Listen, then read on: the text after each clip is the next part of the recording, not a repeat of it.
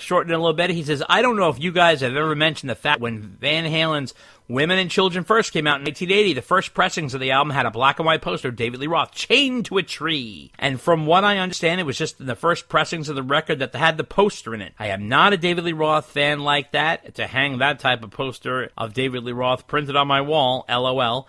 I'm sure it was directed to the female fans. The good Lord knows back in 1980, Dave was a rock and roll sex symbol. So my question to you guys is, what do you know about the record having that poster in it? How many of them did they print and include in the record? He also said, I also have an idea for the podcast.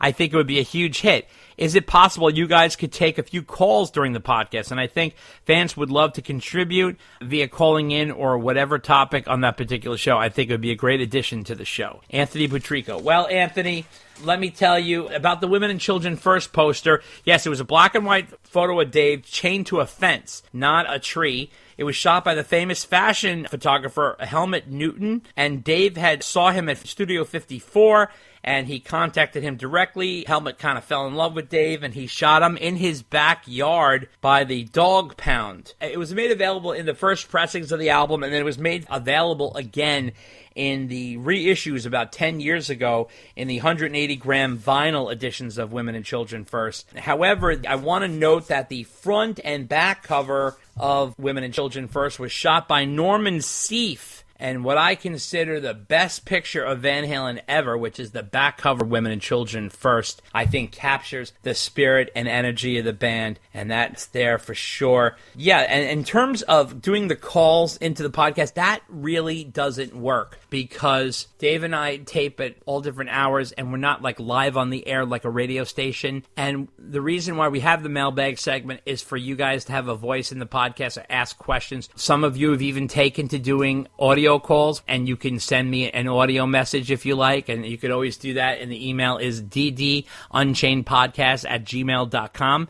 if you'd like to do something like that. But it doesn't really make sense to have live calls because of the timing and the way you'd need a very tight window, and that's not going to work. So what do you think, Dave? No, it's all we can do to get the mailbag out. Yeah, I know. So, all right, Dave's half asleep as it is. A podcast doesn't lend itself to call-ins like a radio station does. Yeah, no. Regarding the Roth poster, there is a fascinating story about the whole Women and Children First cover pictures that almost broke up. I don't want to say it almost broke up the band in 1980, but it was like one of the first big things that caused a disagreement because Dave had sought Helmut out and, had pictures taken and there were pictures taken of the whole band. Yep. But when the band saw that most of the pictures were with Dave and they were like, no, this is not the Dave show. Right. And they shot it down.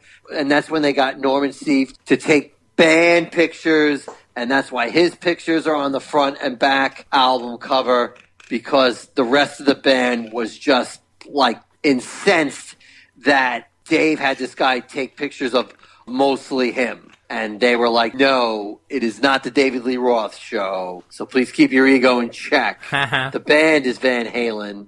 And then they placated Dave by saying, all right, we'll put this picture, in the poster. It'll be in the first, I think it was like the 1 million copies of the album, which is really a brave move that assume your album is going to go platinum. But again, it's kind of like a weird poster too, because Dave's chained against the fence and he's just wearing leather pants and he's not wearing a shirt. Yeah. And, we talked about earlier, you want to know where the gay rumors start cropping up. Yeah. This doesn't help things much. Right? I mean, I agree. When I was a kid and I got it, I was freaked out by it. But do yourself a favor. Go on the internet and do a search for, the real story behind the Women and Children First album cover. There's some deep dive articles on that, just about like how the band just was not happy with Dave for doing that. Yeah, absolutely. I also, just to add a little note there, I always wondered why the photo on the cover of Women and Children First, the front photo, was a little kind of dark and shady. I heard in recent years that one of the bulbs didn't fire off when they were shooting it, and that's why it looks like that. So I thought that was kind of interesting, You know, too. now that you say that, yeah, I've heard that too. Yeah. But it works. No, it works. It does work. It does work. Letter number 12 comes from Johnny Booth from Fredericksburg, Virginia, and he says, "Hello, gents. Making a quick one this time. The last episode was amazing. Thank you so much. On the topic of Ed playing a double neck guitar outside of Secrets, in Live Right Here, Right Now, I recall him playing a double neck on Spanked. Not sure if he did that in the studio too. You guys rule. Thanks for all you do. Stay frosty, Johnny Booth." Well, Johnny, yes, I did check this. Ed was definitely playing a double neck on Spank, but it was not the yellow one that he plays on Secrets that was specially made. It was a double neck purple Music Man, if I believe, and I'm not sure he played it in the studio when he made Spanked. But I can tell you that in the Live Right Here, Right Now video, it was definitely double neck, but not the yellow one that is known to be famous for Secrets, I think, Dave. The yellow one was because it was two guitars, but Spanked was a guitar and a bass. Oh, really? Is that what it was? You know, that's like some low notes he's playing. Okay. Yeah. At the intro to Spank, so it was almost, it was really like a bass guitar he was playing. So I think when they were playing Spank live, that's why he had the double neck. But I know there was some kind of technical difficulties with that guitar, something about the signal and a delay or something, and they dropped Spank from the set list eventually because they couldn't get it to sound the way they wanted to. Interesting. And the last letter of the night, Dave's favorite part of the evening, is letter number 13 coming from Joe Banger Romero from Santa Fe, New Mexico. God knows where he got that nickname. So then he says here, with more songs now, what do you think best represents a song from each era? I think Panama is a great for the Dave era because it's got witty lyrics and a killer Brown sound. For the Sammy era, I love 5150, but I would agree that Best of Both Worlds is Van Hagar's anthem. And he also wanted to make comment about, in one of the podcasts we did on the Sam and Dave tour, you recommended that someone like Desmond Child write a song that they could have shared. But don't even think hypothetically that could have happened, as the band tried to get him to write a song for Dave in 1996, and he nixed the idea. He also wanted to note what we spoke on that podcast about Dave doing an entire Van Halen set list while Sam only sang 8 Van Halen songs and needed more. I beg to differ, he says. Vic Johnson has his own style but does not play Van Halen as seamless as B. Young did. That's Brian Young, David Lee Roth's guitarist at the time. Needless to say, I enjoy the Dave catalog more, and Sammy's just too soft. Thank you for the truly inspiring podcast, Joe Banger Romero. It sounds like a boxer. Ladies and gentlemen, Joe Banger Romero from Santa Fe, New Mexico. So, yeah, absolutely. I would think the best songs from the era, of course, the David Lee Roth era. Dave and I probably agree on this. Unchained, we think that's the ultimate Van Halen song. For the Sammy era, I'm going with Pound Cake. I love that song. I think that's a phenomenal song that represents a real strong part of Van Hagar. Although I think Best of Both Worlds also works well. Gary, For Sure Without You, that's their best song. And for the David Lee Roth / Wolf era, because that's definitely considered a fourth incarnation of Van Halen, I'd say She's the Woman. And in terms of what I was talking about with the Desmond Child song, I was saying that it would have been really cool to promote that tour with a single that they were both on, meaning like that would have been like a really good vehicle to help sell that tour if they did. And the reason I said Desmond Child is because they would need like a hit, like a guaranteed hit single, and it would have to come from somebody of that magnitude that write like a guaranteed big sing-along chorus type of thing that would fit both their voices. I think Desmond would be a good person to do that. It was just a suggestion at the time, and I thought it would be cool is if they came out at the end of the show and did that song as an encore together, because let's be honest, one doesn't want to do Van Hagar songs, one doesn't want to do old Van Halen songs. That would be the only way you could kind of maybe get them on stage to agree to do that, but that's also asking the world, but whatever. And the reason I said about Sam playing more Van Halen songs, yeah, 8 is a lot, and that is a good amount for sure, but consider what that tour was. That tour was almost the Van Halen, non-Van Halen tours, the Sans Halen tour, they called it, but that whole marketing thing was about Van Halen, the two eras of Van Halen. So what I was saying was, is that Dave was definitely leaning toward that. He was leaning toward that. He only played like a couple of solo songs, and it was mainly Van Halen.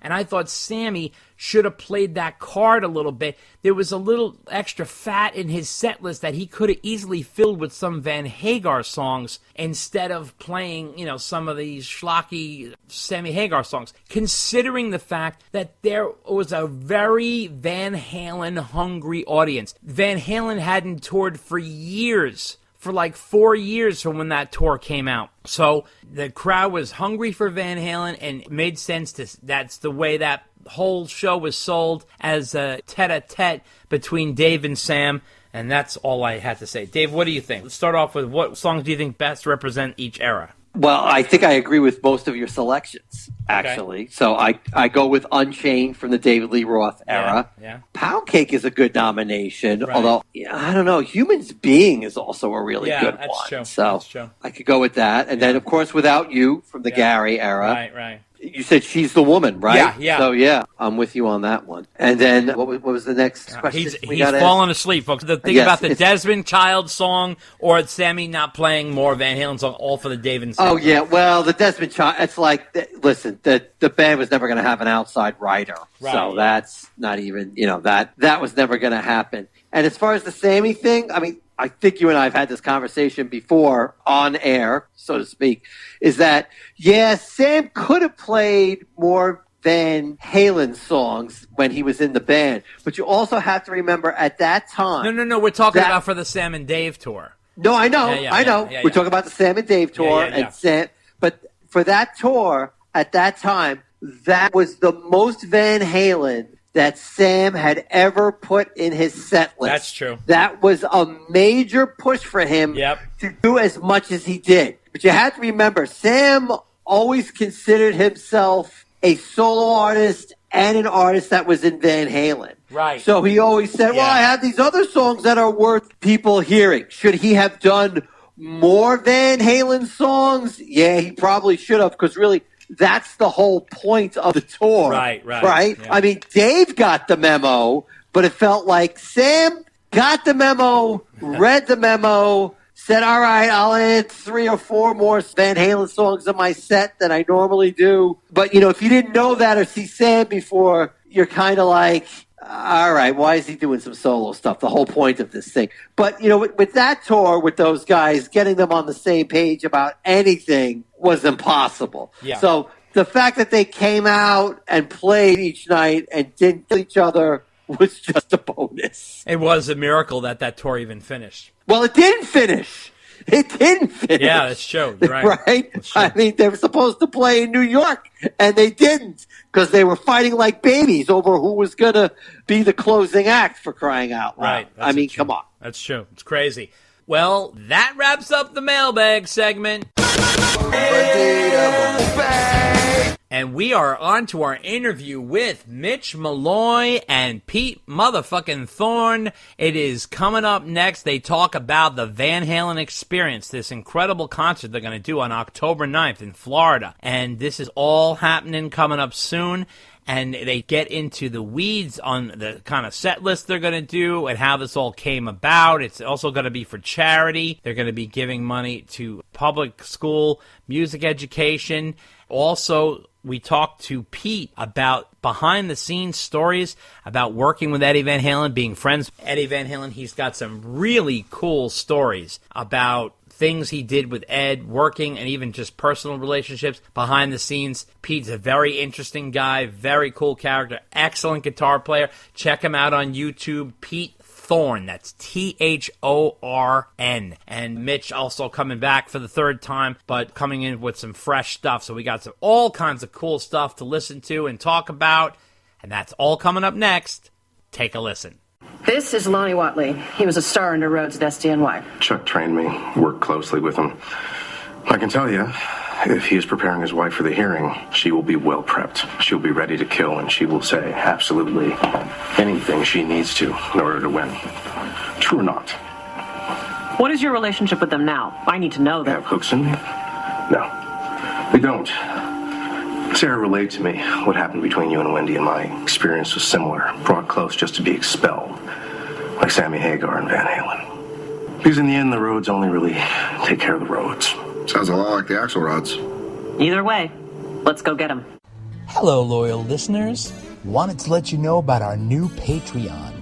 If you like what we do and you have the means, drop us a donation to keep the podcast going. Go to patreon.com/DD Unchained. That's Patreon.com/DD